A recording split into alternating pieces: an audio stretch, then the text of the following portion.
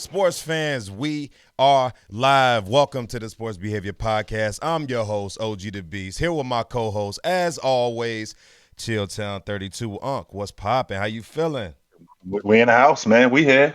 We had a little break, and we had to handle some business, but we back in effect. We Yes, here. sir. We back. We back. Had a little Mm-hmm. break. You know what I'm saying? Things happen, things come about, but we ain't gonna never Mm-hmm. we ain't gonna never stop delivering for y'all. I'm a little bit under the weather, as you could probably Mm-hmm. tell from my voice.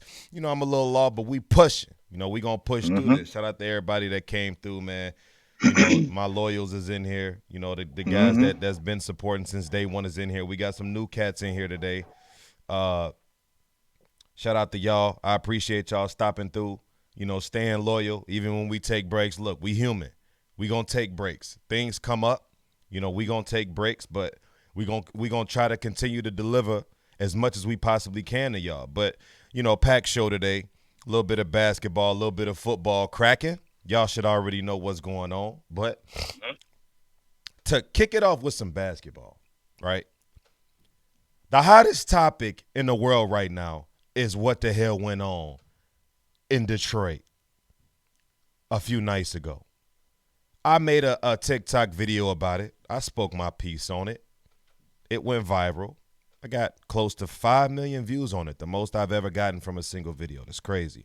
Shout out to everybody that supports me on TikTok. If you haven't, OGTheBeast_sports if you don't know. But people are really interesting in this topic. They are interested in this topic. And this was before anybody knew anything about any suspensions being handed down. For those that don't know, I'm sure everybody should know what the hell happened in Detroit.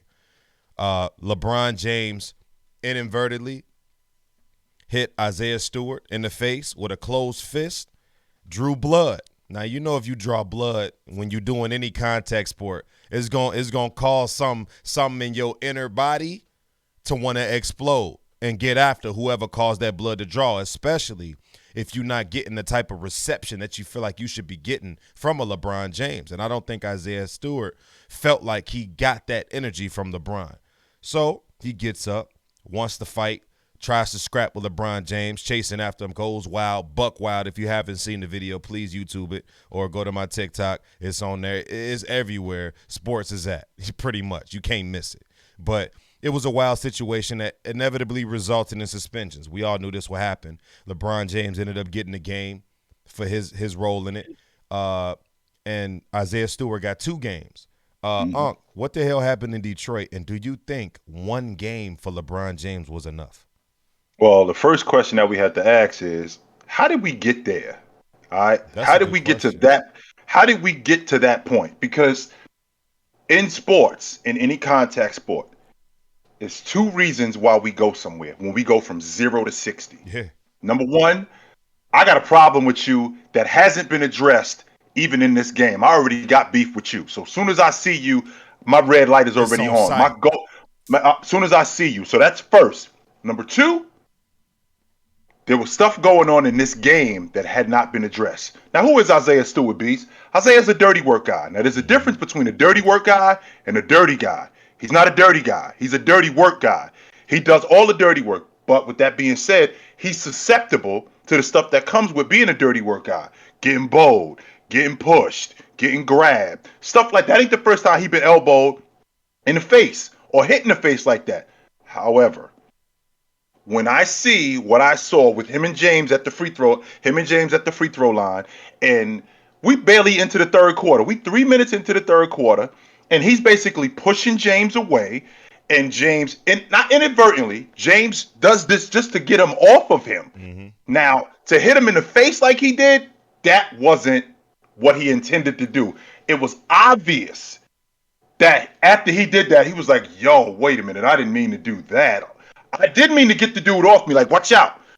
But I ain't mean to hit him in the face like You think that. so, Unc? Whoa, wait a second. I did. Well, you saw as soon as he did that, he went right up to him like, whoa, I didn't mean to do that. That I didn't mean to do. I do think that he meant to get him off him, and I do think he meant to push him off of him. Now, my next question is, because when I see James, I think about a class act, and True. I see a class act, and I see a dude who doesn't get into trouble. However, after seeing this, the first question that I ask myself is, my man, have you ever been in a fight before? And the reason why I'm asking that is because I know what it looked like when there is no more talking. Right. We done talking. There is no more. Yo, listen up. Nuh-uh. We done talking. And at that point, we was done talking. So they trying to restrain him. They standing in front of James because you saw Jordan and you saw Russ. They was ready. Both Jordan and Russ was ready for action. No Facts. question about it. None of this happens if James doesn't do what he did. I don't think that it was on purpose. I do think that he was trying to get him off of him, but I don't think that him hitting him in the face was on purpose, and I think he realized that from the beginning. The 1-game suspension, I don't have a problem with it. The 2-game suspension from Stewart, the reason why I'm thinking it's excessive, the reason why I'm thinking him being how he just was in a rage. And we can't have that. Not only can we not have that, we can't condone that sort of behavior. True. That just looks nuts. Absolutely crazy. Now, I hear people saying to me, whether I'm on TikTok, whether I'm on YouTube or anything like that, that 1 game wasn't enough. It should have been at least 5 games. Y'all the same people who the first time I've been arrested, instead of giving me probation, I'm going to the penitentiary for 10 years. And it's got something to do, it ain't got nothing to do with whatever I did. You got a problem with me. That's what this is really about. It don't got no problem. It's not about what I did. It's the personal problem that you got with me. And that's what the problem was with James. He didn't get enough games, and it's not even about that. We're talking about a dude who has no history. He got thrown out of 1 game. He got thrown out of 1 game 4 years ago when he was in Cleveland for arguing with the ref. Mm-hmm. Never been ejected, never been suspended. But now you want to throw this dude out for 5 games, for 10 games, for something that was inadvertent. I ain't saying that it was okay. Nah, it was inadvertent.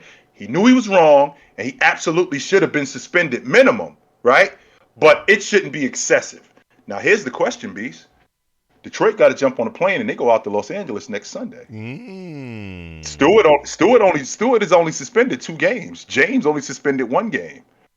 Are we going to have a problem next week? LeBron James said he tried to get Stewart's number to reach out to him so he could try to squash this shit so they can move forward. Because LeBron James tweeted, "I'm not getting on the court with that man ever again." And when LeBron says some stuff like that, it's shaky. Like now you almost as the NBA, what do you do when your main attraction says he's not performing with a guy that's really at the bottom of the list when it comes to people we give a damn about? So it's like, do you suspend Stewart more, or what do you do with a situation like this? That's going to be a big issue. The suspensions have already been handed down. The question is what do we do going forward? Because he's going to be there. James is going to be there. Now, is Stewart going to be a healthy scratch on Sunday? Right. Is James going to be a healthy scratch? Can we squash this thing? Because James already said, I tried to get the dude number because I want to talk to him to make sure that we're good. All right, whatever this was, it wasn't something that I was trying to do maliciously. But if you want to keep it there, I don't want to be around this dude because I got way more to lose than you do. Way more. Facts. VLCY, shout out to you, man. He said we need to get a subscribe button on Twitch because he would definitely pay to watch this. I'm going to look into that, and by the next episode, we should have one of those up for those that want to support us. You know, it doesn't take much, won't cost much, you know, nothing like that. It's of course, it's optional. You don't have to do it, you know, but me and Uncle greatly appreciate it if you guys support us the way you do. Sure. You know, so I'm going to add a subscribe button to where you guys can donate to the channel and, you know, however you feel. But that'll be coming on the next episode. But as far as this situation, I was one of the guys that was on the fence. I made a video earlier speaking on the 10-game suspension. Somebody commented on my video saying LeBron should have got 10 games. Now, 10 games may be a bit excessive, but I think a statement needed to be made.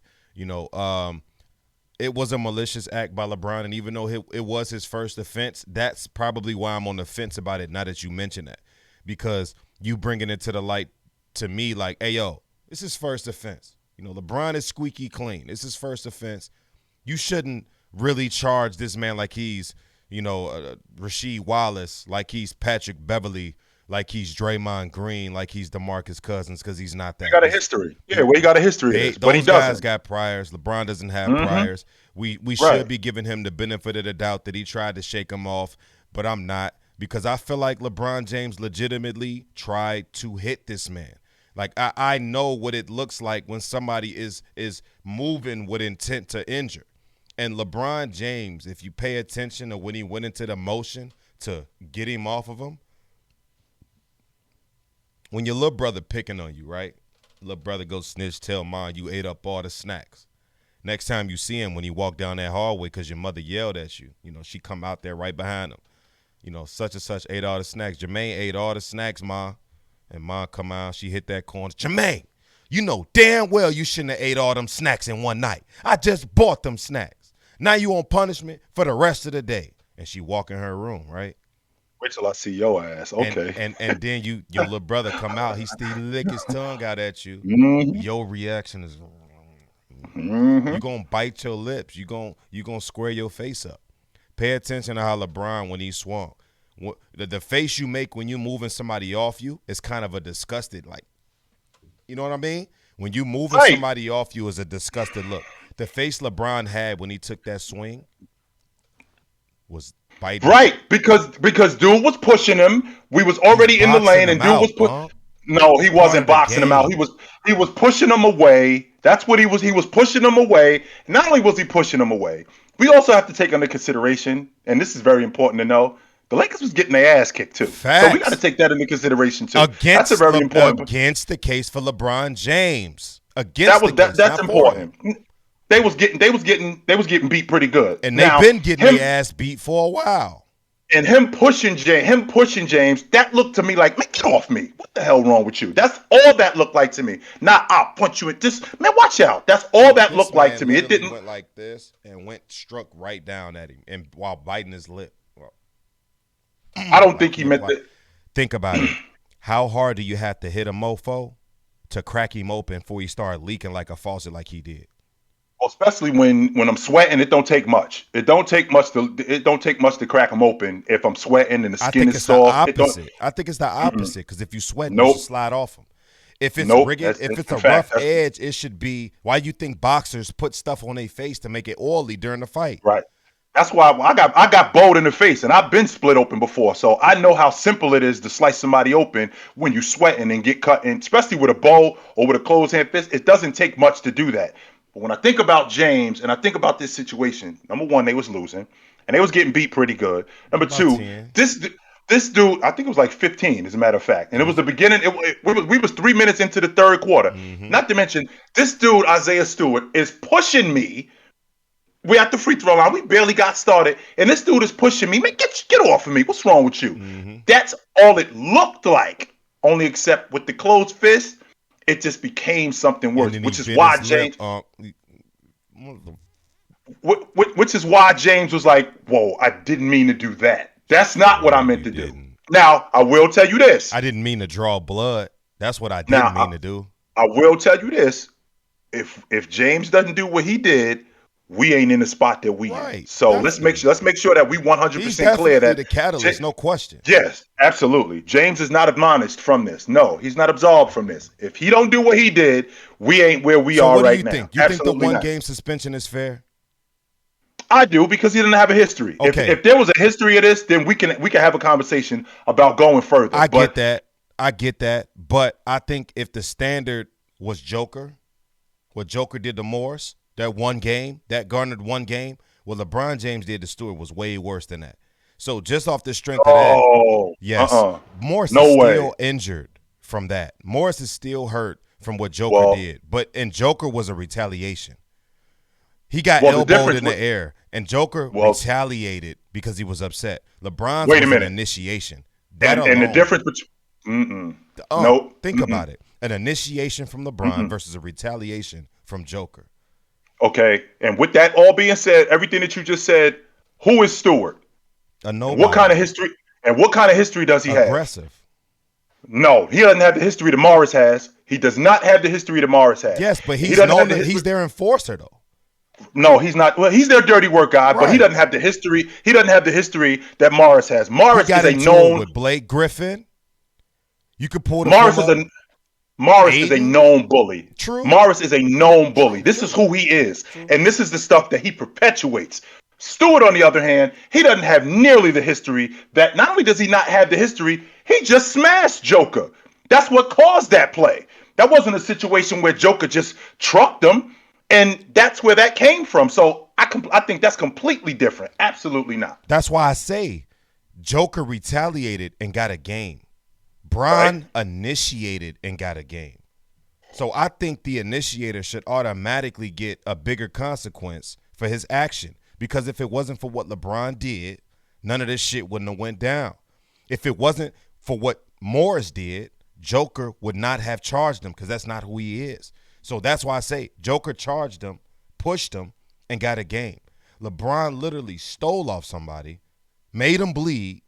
Man, LeBron is 260 pounds, 6'8". That's a massive human being. And he works on his body. He is strong. And I don't think he might not know his strength. I think he clipped him and he got him good.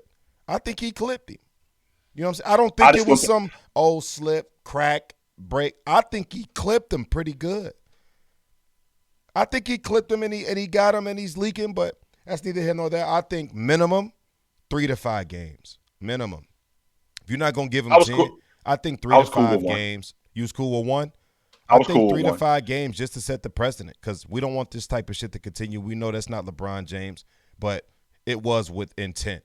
He did. A suspension was definitely warranted, though. I will tell you that we could not. In addition to him getting thrown out, we could not just slap a $35,000 fine on him. No, that's not good enough. Absolutely not. No, he had to see something. Speaking of the Lakers, they've been getting their ass beat. You know, for the longest, they've been struggling to start the season, but a team that hasn't been struggling is the Phoenix Suns. Unc made me aware that these guys are on a 13-game winning streak. You know what a winning streak means? Consecutive. You know what consecutive means? One after the other. 13 games they haven't lost. That's like damn near a month of basketball. Mm-hmm. Like these guys are undefeated in the month of November. That's crazy. Mm-hmm. And you know, with that being said, I'm trying to figure out why is this the case? Is it catching people right place, right time? Or is it that Phoenix really is this squad? Because I was on record last year when they made it to the finals. I went on I forget what podcast I was on, but they spoke about Phoenix and can they be dominant. And I said, I'm going to be honest with you. When I look at this team, I don't see the 2000 Lakers.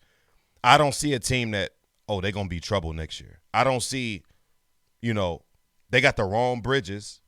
You know, if they had Miles Bridges, then I get it. Mikal Bridges has been playing solid, serviceable, but it's been nothing like, Miles Bridges. So it's like, where's this production coming from? Ayton is giving you 16 and 12. After not being signed, he's having a great start to the season. Book is giving you 22, 6, and 5. Shooting splits could be a little bit better. Chris Paul, the leader, he's never going to dazzle you with his numbers, but it's just going to be good enough to get the job done. He's giving you 14, 10, and 4. That's your flow general right there at the ripe age of 35. So, I mean, you really can't complain about the production you've been getting from these guys. It's more of a collective effort, a unit that has sustained chemistry. They saw what they went through last year, and let's be honest, I'm one of the guys that doubted them. Not last year, because I felt that they was a scary team last year, but the fact that they could repeat this same success that they had last year, right. I doubted that 100%. I'm not going to sit up here and cap like I saw this. But this is the regular season. I could be overreacting. But, Unc, who's the catalyst for this success that these guys have been having? You just mentioned it. They got 6 guys averaging double figures. Mm-hmm. And in addition to them having 6 guys averaging double figures, Chris Paul is at the head of that attack. He's the guy. He controls pace. He leads the league in steals. So he's their anchor on defense. He's their play caller. He's their signal caller. He's the guy that, not just last year, he's the guy that they didn't have before. Now, when I think about Devin Booker and his production going now, that's not because he's playing bad. That's because Chris Paul has just incorporated everybody else into the offense and raised their level of play. Mikal Bridges looks like he's one of the better role players in the game. Mm-hmm. Kaminsky was, when he was in Charlotte, Kaminsky was a guy that nobody talked about. Fact. Kaminsky's averaging double figures. And I think that's largely due to how Chris Paul controls the pace of the game, how he's the floor general and gets everybody involved. And that team has just been rolling. Absolutely. Not only do they have 6 guys averaging double figures, they got 3 more guys averaging 9 points. And that's primarily due to the wealth being shared by Chris Paul. That's amazing. That's some San Antonio Spurs type shit. Like, if you really sit down and think about it, 6 guys in double figures and 3 more averaging 9 a night. I mean, they Mm-hmm. going 8, 9, 10 deep into their bag. Mm-hmm. Like, Absolutely. that's incredible for the Phoenix Suns, and I'm happy for Abs- them. I want to see it Absolutely. continue, see how long this win streak can go. I'm going to be tuned Mm-hmm. in to them. I'm going to be paying attention because, honestly, I'm not going to lie. This went right underneath my nose. I was unaware. I mean, I knew they was winning, but I was unaware that it's become 13 straight. This went right up underneath my nose. I'm not even going to Just so hold you. y'all know, when my nephew, I told him earlier, he was like, "What do you mean 13 in a row?" I said, "The Phoenix Suns won 13 games." He's like, "13 Man. what? What are you talking about? 13?" I Right. said, "13 in a row." He's like, "What? I'm What are you talking like about?" I could not believe it. Like 13 straight games. Like that's crazy. Like they might go on a Miami Heat type run if they keep it up, but I don't want to jinx them. I love to see what they do in the near future. Keep balling. I got Aiden on my fantasy team, so I ain't mad at it. Oh, He that been helps. balling too. Yeah. The Cardinals though. Let's segue to some football real quick. Right? Yep. The Cardinals now have the best record in the league after they win on Sunday. But the problem that I have with this is even though the Cardinals have been playing well on all phases, offense, defense, special teams, they've been banged up. And I know this is a next man up league, right? The NFL is the next man up league. No complaints. We only got 16, 17 games now to do what we got to do to get to the playoffs. We ain't got a lot of time to bullshit. So, next man up mentality. But it's kind of hard when your next man up is Colt McCoy, who's a very inconsistent backup at best, and your starter is Kyler Murray, who's a supposed MVP candidate, right?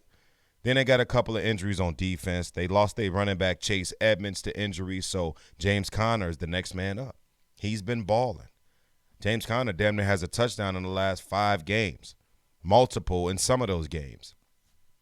The Cardinals just seem like a well-rounded team, and it scares the hell out of me that they could still be successful without DeAndre Hopkins and Kyler Murray. So I ask you this, Unc. We had a similar conversation the last episode. Without these two guys, they are still winning games. Still winning games. The Cards are 9-2 right now. Like, does this hurt When I, Kyler Murray and his value? Well, it's interesting because like the conversations that you and I have, how they carry over. You and I had a conversation about the league MVP in pro basketball, and I still wasn't clear on what the criteria was. And then you gave me a little bit of insight, so which made me go do some more homework. And I found out that with the exception of Russell Westbrook in the 16-17 season, Jabbar in the 75-76 season is the last guy to be on a team win the league MVP that wasn't in the top 3 in the NBA. So that's at minimum the criteria. You got to be a top 3 team in the NBA to at least be considered a league MVP. In football, we don't have that discussion. It's either the best player or the best player on the best team. Mm-hmm. It's that simple. Yeah. No questions about it. So when I think about this Cardinal team, so what are they doing right now? As of right now, they're in the top 5 in the league in points per game. I'm sorry, yards per game. Hold on. Don't ever be disrespectful like that to me about Kendall Gill. Are you serious? Kendall Gill does the podcast for the Chicago Bulls after every game. My girlfriend met Kendall Gill. He's from the Love city. Kendall Gill. Like, I love Kendall Gill. Can know anything about Kendall? First of all, I'm a basketball historian. You're not about to do me like that. Come on now, you should know. That's why you sitting here watching us because we know what the hell we talking about. Second of all, you're not about to Kendall. Come on, bro. Like what? Kendall Gill used to come to my high school all the time. He lives in the city. Like, don't be disrespectful like that. I'm sorry, I got thrown off the track. We talking about Kendall Gill. That's my man. I love that dude. You serious? Come on, man. He does he literally after every Bulls game, I watch the after show. They do this after show with the teammates. They got Bill Winnington sitting up there, who was a former Bulls center. They got Kendall Gill sitting up there, who was a former Bull, and they got I forget. They got one more Bulls legend. Stacey King. Stacey King is our announcer. He helps from back and forth, but it's one more legend. I can't think. I forgot. But Bill Winnington, Kendall Gill, and somebody else. But that's neither here nor there. But come on, man. Don't disrespect me about my man Kendall Gill. Come on, man. He's known in Chicago. Well, I live here, damn it. So, I mean, Kendall Gill, you could catch Kendall Gill walking up the street. He'll talk to you. He's a cool cat. Word. My That's bad. Go ahead. I'm sorry. Now, as we were talking about, who the Cardinals are. First of all, Beast, they got a damn good team, man. Yeah, So I can make the argument that Buda Baker is the best free safety in the game. I can make the you argument that definitely he is can. that guy. Absolutely. When I think about Chandler Jones, he's one of the best pass rushers in the game, right? When I think about Jordan Hicks, he in the top 15 in And we tackles. let him So that go. defense, and y'all just let him just walk right out the front door. Hmm. So that defense is stout. And then when I think about that offense, right? When I think about Christian Kirk filling in for D Hop and doing what he's doing, and James Conner. So when to ask the question of does this hurt Kyler Murray, this goes back to my original point where in the NFL, it's the best player on the best team. Yep. Kyler Murray being out, this doesn't hurt him. The reason why is because Brady has had some stinkers. Aaron Rodgers has had a stinker. Yeah. So it might hurt you a little more if you had a stinker as opposed to not playing. To be So honest with with you, this race kind of reminds me of the Carson Wentz race in 2017. 16, yeah, 16. 2017, yep, When 17. Carson was about to run away with the MVP award, but he got hurt late down the stretch into the season, so by default Wasn't they me gave it up. to Tom Brady.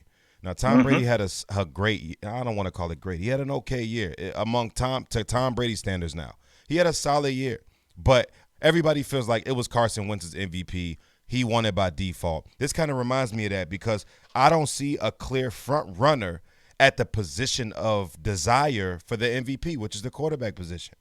I don't see a guy that's like, okay, that's the MVP.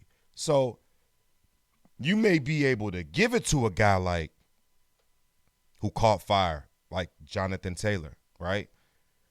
Who in his last 8 games has over 100 total yards and a touchdown. We're gonna we're gonna get to him in a Let's bit. do it We're right gonna get to now. him. Like we could do it right Okay. now. You Mm-hmm. know, Jonathan Taylor has been amazing. So even Mm-hmm. though Kyler Murray, the last time we saw him, he was amazing, but you know, it's like out of sight, out of mind type of thing. You know what I mean? Like Matt Right. Stafford had a hot start. He's been Right. okay. You know, Aaron Mm-hmm. Rodgers has probably been the most Consistent. consistent, Sure. with Mm-hmm. health and with play. He's a Mm-hmm. sneaky candidate. Josh Allen has been poo-poo on a stick these last few games. He was a Yes. guy that everybody was considering to be a front runner. Now you got guys creeping in like like this guy here, Jonathan Taylor. I think we should really consider Jonathan Taylor for MVP. When was the last time a running back had it? Adrian Peterson, back in like 2012. 2013. Yeah. So 2012. Yes, that sir. was the last time a running back had it. So it's like, you know, how good is Jonathan Taylor and the surprising Indianapolis Colts been this season? Well, first of all, Beast, when we started this, you had asked me top 10 running backs coming into the season, and Jonathan Taylor was not on that list. And the reason why he Mm. wasn't on that list because we talking about a rookie who didn't really do much last season. Even though when I look at his numbers this season and when I think about what he did in college, we actually should have seen this coming because we're talking Facts. about a dude who led the Big Ten in rushing, who led the Big Ten in touchdowns, who also led the Big Ten in all-purpose yards. What is he doing now in the NFL? Leads the NFL in all-purpose yards. I think he's in the top 10 in no, I'm sorry, he leads the NFL in rushing touchdowns, Yeah. absolutely. Yeah. So, He's we got talking 13. about a guy, right? So, the reason why we wasn't talking about him early, it doesn't help him that what division is he playing in and who's playing in that division with him? Yeah. So, that doesn't help at all that he's staying in the same division with Derrick Henry, Yeah. right? So, when I think about him, not to mention Beast, they came to San Francisco because I'm not surprised at what Jonathan Taylor's doing. They came to San Francisco and shoved the ball down our throat. This dude ran for over 100 yards in the rain, Mm-hmm. okay? In the rain. So I'm not surprised at what he's doing. So when I look at Jonathan Taylor as a possible MVP candidate, just like Kyler Murray, I think that when Kyler Murray comes back, that offense is already dynamic. And I've said this before, and I'll say it again, Beast. You only as good as your backup quarterback. See what happened to Seattle? Same idea when I think about this Arizona team. All Colt McCoy did was keep them afloat. They get Kyler Murray back. Now that offense goes back to being dynamic, and it's And going to be it's because that's of Kyler Murray. so scary, and I'm telling you, Mm-hmm. and with the way the NFL is formatted with the one and done, it scares me because any team could get hot at any time. But I think the Arizona Cardinals is nasty. The Colts is nasty. I like the way they've been playing with Carson Mm-hmm. Wentz under Frank Reich. That offensive line Mm-hmm. was built for the way that Jonathan Taylor likes to run the ball. And just think about it. I mentioned it as soon as we started this segment. 8 straight games for Jonathan Taylor of over 100 yards. Look, 32 for 185 and 5 touchdowns last week. 21 for 116 in the tub. 15 for 160 and 2 touchdowns. 19 for 172 and 2 touchdowns. 16 for 123 and a touchdown. 16 for 103. 18 for 107. 14 for 145 and 2 touchdowns. That's this man's last 8-game stretch. Now, all of that is great.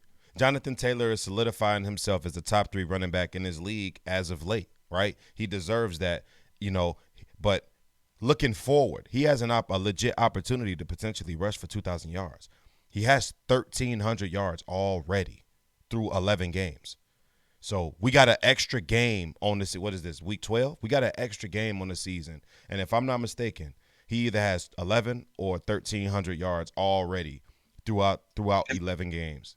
He's got over 1,100 yards, and he got 1,400 all-purpose yards, and he leads the league in all-purpose yards. It's not close, neither. So he's got 1,100 yards on the ground. Absolutely. So if this man rushes for 100 yards for the rest of the games, he's got 2 racks. That's 2,000 yards. Yeah. And just so you know, Barry Sanders and Barry Sanders and Adrian Peterson are the last 2 guys, with the exception of Chris Johnson in 2007, to run for 2,000 yards and win the league MVP. Chris Johnson is the only guy who didn't win the league MVP. Running, yeah. Is he? Running for 2,000. Yep. Chris Johnson's the only guy who didn't win the league MVP running for 2,000 yards over the last 30 years. Okay. Just so you know, Barry Sanders did it, and Adrian Peterson did it, and they both won the league MVP. Yeah, and it's just so crazy that, to think about how great Jonathan Taylor has been. And the most impressive thing that I want to issue when it came to Jonathan Taylor, the biggest question mark when it came to Jonathan Taylor was his catching ability. Can he be a threat out of the backfield to catch the ball? That's why they keep cats like Nyheim Hines around and these scrappy third down backs that can block and catch the ball. Jonathan Taylor, through that same 8-game span, has 24 catches. I'm impressed with that. I don't think Jonathan Taylor had 24 catches all of last season combined. So he didn't. That's what I'm saying. I'm impressed with that number more than I'm impressed with these rushing numbers from Jonathan Taylor. He's been playing outside of his mind, and I love every bit of what I've been seeing from this cat. Absolutely. Speaking of running backs, the Titans are missing theirs. Derrick Henry. They say he may come back towards the end of the year, but to me, if I'm just watching the Titans like I do, I catch the Titans when I can. I'm trying to pay attention to the Titans people. I'm trying to give them the benefit of the doubt. They scratching and clawing right now.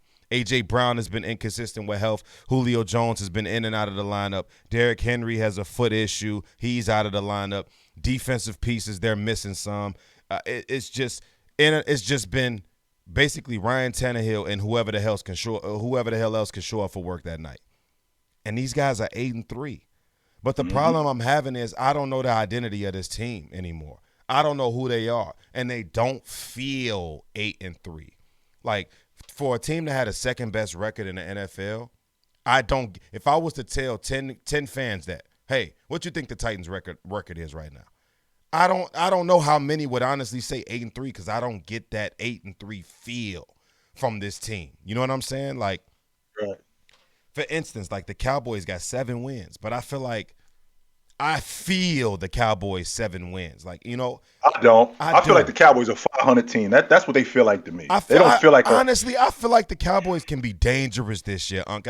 And you know how I feel about these boys. I don't want to see it, but it is what it is. You just got to call a spade, even though they've been getting their butts spanked. But what you think about the Titans this year? You think are they for real, or I don't know who the hell they are. They were for real before they lost. They were for real before they lost their workhorse back. I mean, Derrick Henry was on his way to being the league MVP, and we're talking about a team wrapping up the number 1 seed in the AFC. Had Derrick Henry been able to stay healthy, because there was no team defensively that had an answer for him. And that just opened up so much more for their offense. Now, Ryan Tannehill's got to do more. He's got to throw the football more. Julio Jones, he's got to go to him more. He's got to he's got to do much more than what the original game plan was. And I wouldn't be surprised, even though I see their defense has gotten better because they've had to rely on their defense more now to get them points. even though their defense has gotten better, I wouldn't be surprised if Tennessee got bounced in the wild card game. I wouldn't That either, wouldn't to be surprise me. honest with you, because if Derrick Henry was to come back, I don't know how healthy he'd be. This foot injury seemed like it was very serious. To keep a big, durable guy, most importantly, durable guy like that out for an extended period of time, I always say wait it out and just be precautious. You don't want to re-injure yourself and risk not being available for the following season. Plus, I don't Right. think they really got championship aspirations, even though you could say it's up in the air. But to be honest with you, I really legit only sincerely believe in about 3 teams in the National Football League when it comes to title contention. So that's Kansas City. Even though they've been struggling, they've been getting their shit together as of late. And that's Kansas City, that's the Rams, and that's Tampa Bay. Those are only 3 teams I really feel like have a legit chance to win it all this year. But speaking of the Cowboys, we spoke of them. They take another L, a terrible L, a bad L. Dak Prescott looked Gabricio in this game. Even though you could say, hey, he was down his favorite, or not favorite, but he was down his number one, his ex-receiver. Amari Cooper didn't play. Then CeeDee Lamb gets injured during the game. Ezekiel Elliott gave you pennies on a dime because the Dallas Cowboys, once they get down 7, they immediately abandon the run, and they just start pass. And I get it. Kellen Moore's a quarterback, so I expect them to pass a lot. I get it. But I just don't like the philosophy that they've been using as of late. They dropped a couple of bad ones this year. One to Denver, a stinker to Denver a couple of weeks back, and then they come in here and they put up 9 points against the worst defense in the league.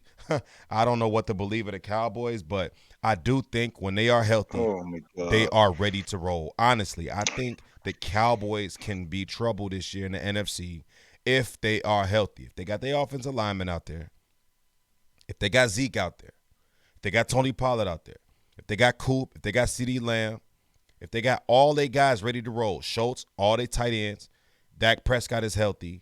This defense has been the only bright spot of this team in those losing efforts. Right. I mean, Please listen to me. What I'm telling you, Beast. Listen to me and listen good. That has nothing to do with the guys that's on this unit. It's coaching, and it's one coach. Who is the one coach? Kellen Moore.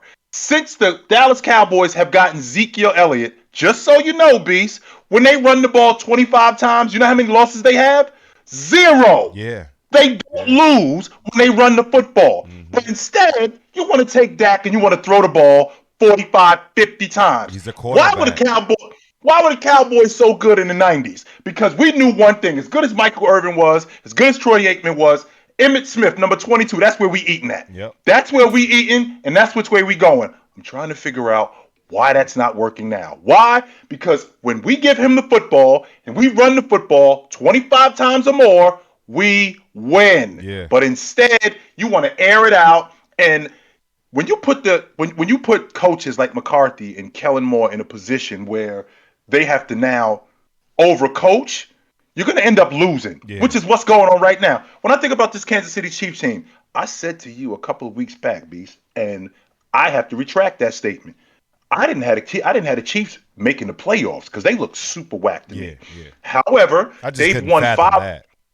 They won 5 of their last 6 games. Mm-hmm. Their defense has gotten a lot better because you just said that their defense was bad. Beast, do you know that over 5 of their last 6 wins, they've only given up less than 15 a game? Yeah. They ain't playing defensively. Now, a lot of that has to do with them moving Sorensen, because I know how you feel about Sorensen. I know you over him. God damn. I know you over him. He need to be without a job. Damn, he is garbage. Get Sorensen off the roster. Get him out the league. He is trash, dumpster material. Son, take that garbage out. You dragging the garbage across the kitchen floor. That shit you leave behind, that's Daniel Sorensen. He's trash. My God. So what they did with him, right? What they did with him is they started moving him around because they basically had him playing strong safety, and that's killing Honey Badger, right? Because they got to cover too much ground. So now what they did was they moved him to free and took a little bit less pressure off of him. So with that being said, their pass rush got better. Honey Badger got better. Holton, is it Holton? I'm sorry. What's my boy name? Hitchens, I'm sorry. Hitchens, he got much better. That Kansas City Chiefs team, their defense is coming together. And because that defense is coming together, They still got the number one. They still got the number one pass offense in the league. Here's my problem, Beast, and you should know this: coaching. The Kansas City Chiefs has the 20th ranked rush defense in the game. Why not shove the ball down them dudes' throat? Why not shove the ball? This is what we doing all game, and you can't do nothing to stop it. But instead, we're gonna air it out without CeeDee Lamb, with Amari Cooper getting double teamed. Meanwhile, Zeke is in the backfield with 9 carries going. You know I'm ready. You can just give me the ball whenever you feel like it. That's what I'm saying. Absolutely. I thought he had 7. He only had 9. Like this Cowboy team is so inconsistent, and I just can't bet on them. I just can't. I mean, I get it. I'm not mad at you. I get it. But I just feel like when healthy, this Cowboys team is very, very, very dangerous, and people need to look out for this Cowboys team as it hurts and aches me inside of my body to even utter these words. It's just the Cowboys might be some trouble. They might be some trouble. I like the way Dak Prescott is playing. Ezekiel Elliott can pop at any minute. So can Tony Pollard. I like that new dynamic that they put between those guys in the backfield. My Eagles been balling too, by the way. Shout out to my Eagles who won game behind 500. Y'all was sleeping. Said Jalen Hurts was the 32nd ranked quarterback. We ain't having that. Oh, you did too. Before the season started, you had y'all as trash, so don't start it. Yes, but I didn't have my quarterback at 32nd in the league. I be damned. That should let you know. We didn't even we ain't I call us trash. You know why? Because we are trash. We still trash. But we just been winning because we just been wanting it more than the next team. Jalen Hurts has been running. Sirianni has changed up things a bit. He's running the ball now. Mm-hmm. Oh, look what happens when you run the ball. Mm-hmm. Will you look? We're winning games. Yeah. It doesn't take a rocket scientist to figure that out. That's why I got half the mind to be thinking some of this shit is sabotage. Because if I know it, the crowd knows it, every sports fan in America knows it. Why the hell don't you implement that into the system? Oh, we was running a lot of zone reads. That's neither here nor there. My Eagles wasn't a part of the show today, but I made them a part of the show. I'm going on record, Beast, because I said it. The Cowboys, I wouldn't be surprised to see them in the NFC Championship game. But I also wouldn't be surprised if they got bounced in the divisional round. I just wouldn't. I just wouldn't, because I could see them I could see the Cowboys in the NFC champ, but I can't bet on these dudes, man, because they're so inconsistent offensively. If y'all just gave Zeke the ball, I'm like, yo, book them for Los Angeles on Super Bowl Sunday. Book them. Yeah. But I can't do it. I can't. I mean, I could feel that. I could definitely feel that. I mean, because of their inconsistencies, you don't know which way the Cowboys is going to turn. They could either be a first round wild card exit, or they could be in an NFC Championship game fighting to go to the Super Bowl down 3 points in the fourth quarter with 2 days left. You know, you don't know what Cowboys you're going to get. But speaking of the Cowboys, I spoke on my Eagles. We won game below 500. Y'all are 500. When I say y'all, I'm talking about the 49ers. Uncle's a 49ers fan. These guys are 5-5. They don't look like they're going to make the playoffs. They don't look like they have enough to make a legit push to make the playoffs. Kittle has been absent. They've had a ton of injuries on the defensive side of the ball, on the offensive side of the ball. The running back room is just scarce. We don't know who's suiting up for the 49ers on any given Sunday. But the bright spot is they have won 3 out of their last 4 games, which is a bright spot. The Niners have won 3 out of their last 4, but they also drafted a rookie early in the first round. Should they keep this man in the game, knowing they probably don't got playoff aspirations, or should they put the rookie in just to see what the hell we got? Okay, well, first of all, what are you talking about? We don't have playoff aspirations. We right outside that. We right in the hunt. That's number one. Number two, make the playoffs. Number 2, if I'm looking at our schedule, we have a very favorable schedule. I think we're gonna beat Minnesota this weekend. Wrong. I think we'll beat them, and if we beat Minnesota, that puts us at the top of the wild card. So with that being said, I know that Trey Lance is the. I see the Eagles making it before the Niners do. I see that Trey Lance. I know that Trey Lance is the future of the 49ers. Mm-hmm. But I also wouldn't have a problem with him sitting behind Jimmy G for another year. But the problem that we having is that we are in such a right now society where, we got to get him out there. Same thing with Justin Fields.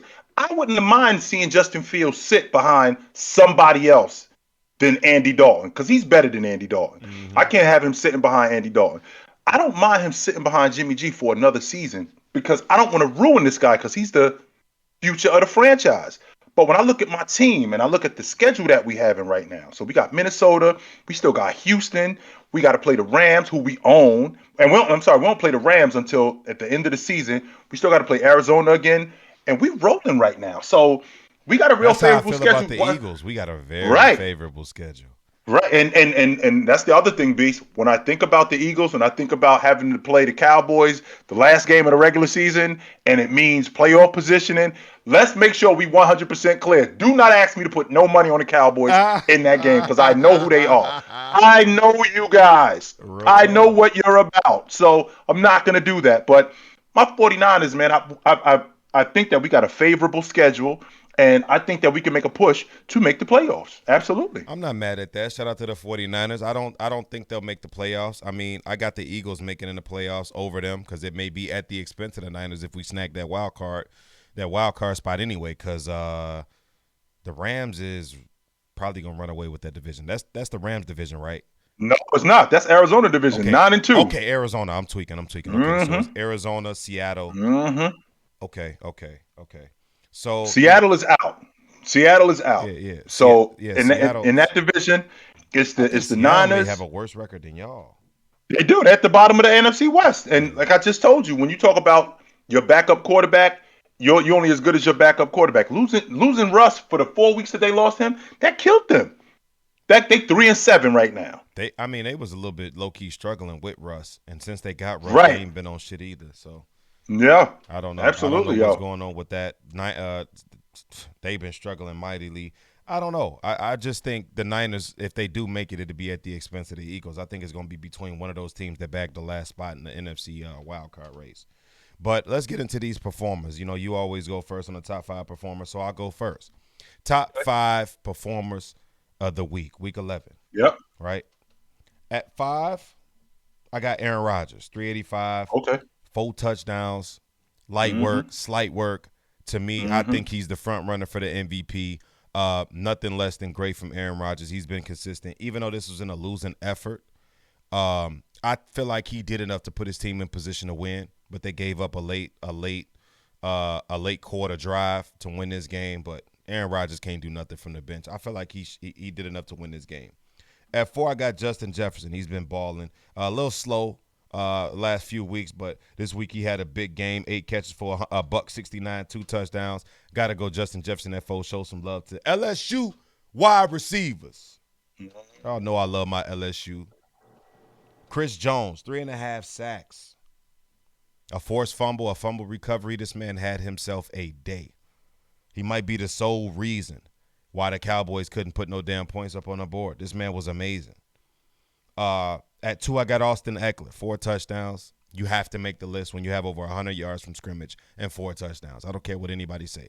Scoring a touchdown in the NFL is hard, and to get 4 of them, you're brilliant. Shout out to Austin Eckler. I'm surprised. His health is what surprised me the most. I didn't book Austin Eckler to be this healthy coming into the season. That's been the concern. The talent has always been there. It's his inability to stay on the field, and he's done that. I don't think he's been hurt all year round. So shout out to Austin Eckler. Number 1, what's understood don't have to be explained. Absolutely. So at number 5, my list is a little bit different than yours. At number 5, I got Joe Mixon. I love the way he just ran all over the Raiders and just basically shoved the ball down. He threw 30 rushes, 123 yards. Just ran all over them. They couldn't really do nothing with him. At number 4, I got Roquan Smith, who the man crush you got on Roquan, boy. Like I said, Jamar Chase, that's your guy. I got a man crush on Roquan. I love that dude.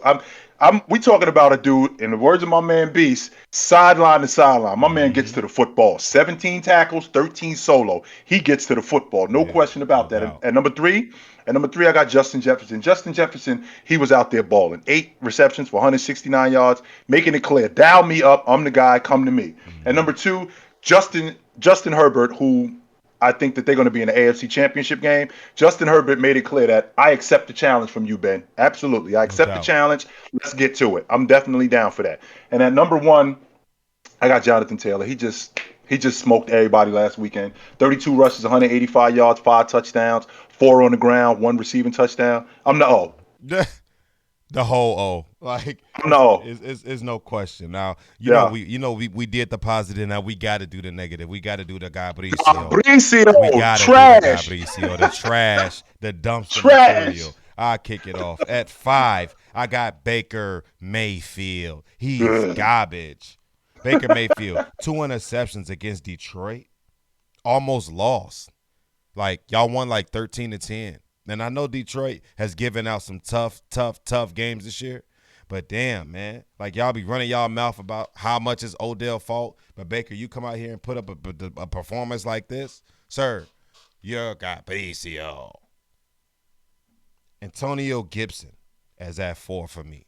Antonio Gibson has been one of those guys that I had high hopes for coming into this season with Washington. Now, I know they starting quarterback got banged up, but what else is new? Every time you need Ryan Fitzpatrick to have some expectations or hold himself accountable, he always fails. He always disappoints you. Teams need to stop giving Ryan Fitzpatrick a legit opportunity to be their starting quarterback because you could take it all the way back throughout his entire career.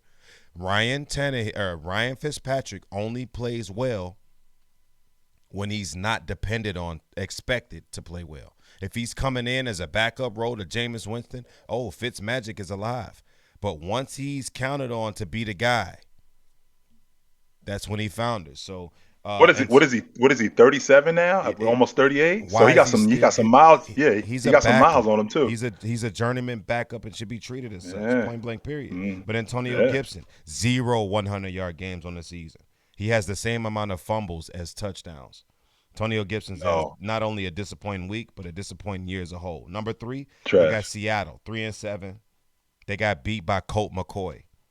I'll repeat that. They got beat by Colt McCoy. I mean, I didn't even know this guy was still in the league. Point blank, period. At 2, I got Ryan Tannehill. You played Houston, which is the worst team in the league next to Detroit. They can stand next to each other and kiss each other's feet because they just that terrible. Eat the same dirt.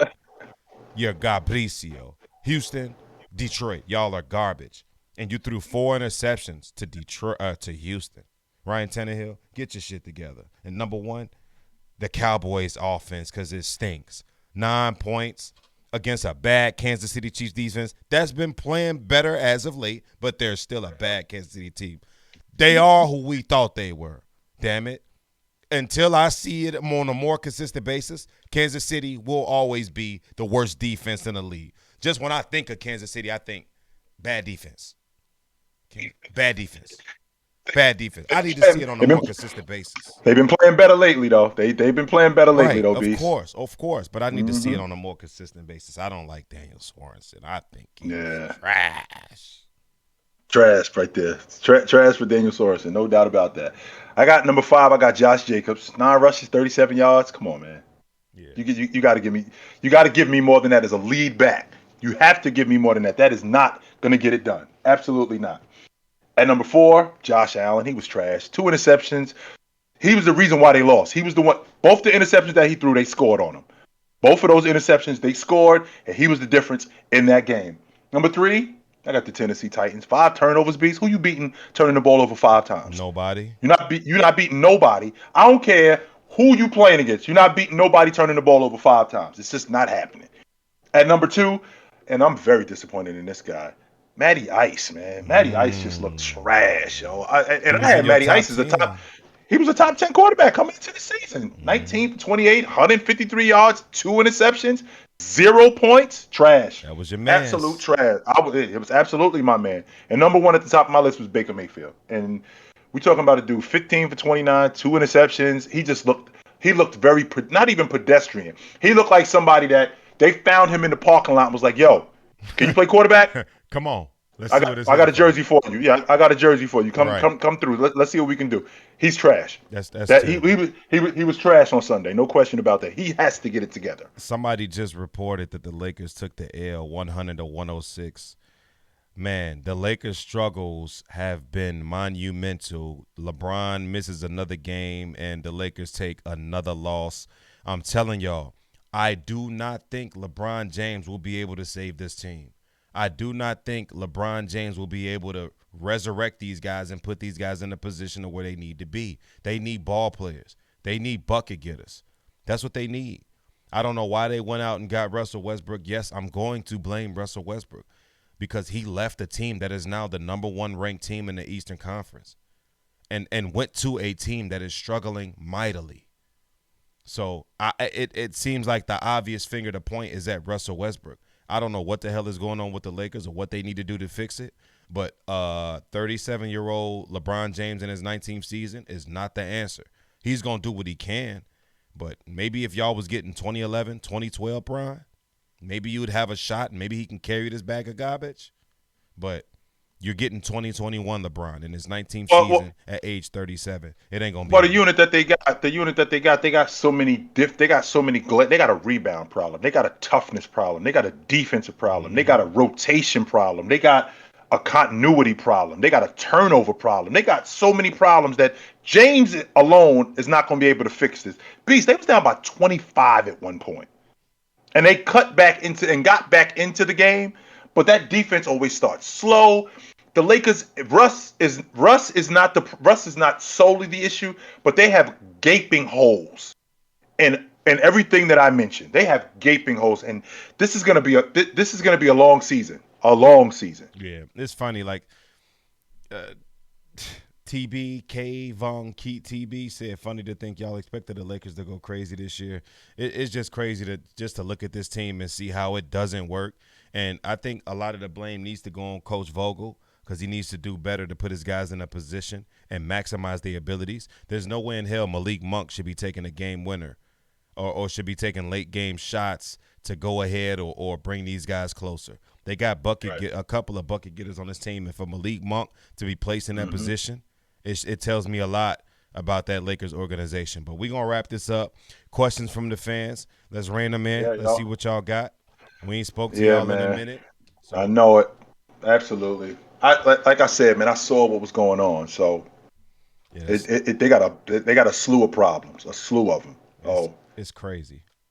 Mm-hmm. Yeah. Questions from the fans. Rein them in, y'all. I don't care what What y'all y'all ask. got? Y'all know what it Mm-hmm. is. It don't even matter. What y'all got? Make a super group of your favorite hip hop artists. What is a super group? I don't know what a super group is. Let me know what that is. Maybe I can get in tune with y'all. Thinking about starting a Greatest re Patreon too. greatest rebounder of all time. That's Chamberlain right there. Yeah, he's got the I think most. I think I think Dennis Rodman is pound for pound the best rebounder ever, but Yeah, Chamberlain is the best rebounder, no no doubt doubt. about it. He Hmm. got the most. Thoughts on the Yeah. Patriots defense, leading the NFL in interceptions with 18. They've been playing great ball.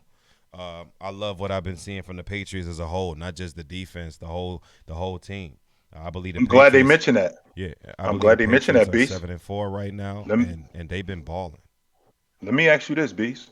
Could you see the Patriots in the AFC Championship? I definitely could, and it's scary to say that because they had a shaky start. Belichick figured it out, and he's figured out what makes this young kid Mac Jones. Mac Jones Uh-huh. float. Hmm. And he looks like Tom Brady standing in that pocket. He looks like he trusts that offensive line. He's hitting his receivers. Of course, he makes a couple of mistakes here and there, but it's nothing that he won't learn from. I'm really liking what the Patriots can do. They just need to improve on his weapons and get this guy some more help, especially out of that backfield, some more consistency. Even though Stevenson showed me a lot when he got his opportunity to start for Damian Harris. Uh, What would a Patriots Tampa Bay Bucks Super Bowl look like? oh my God. Oh my God. There's gonna be a lot of crying that night.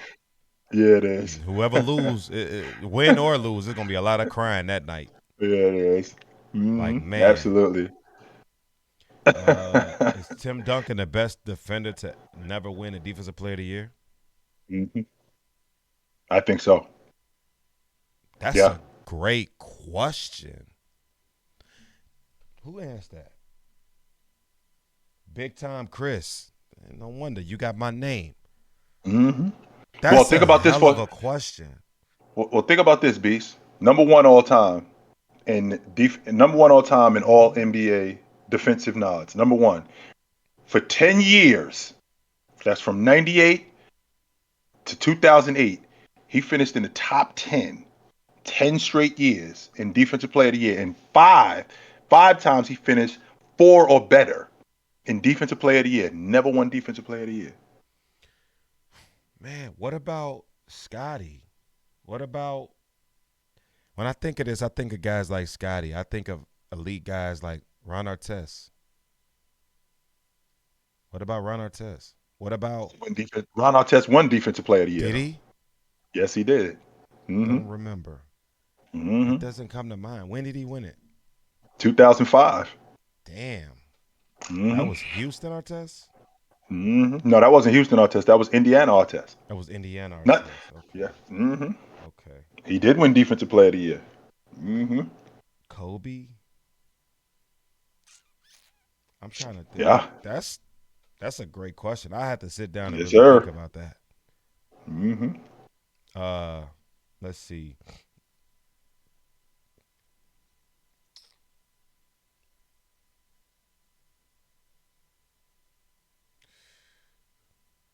Scottie Pippen is so underrated, huh?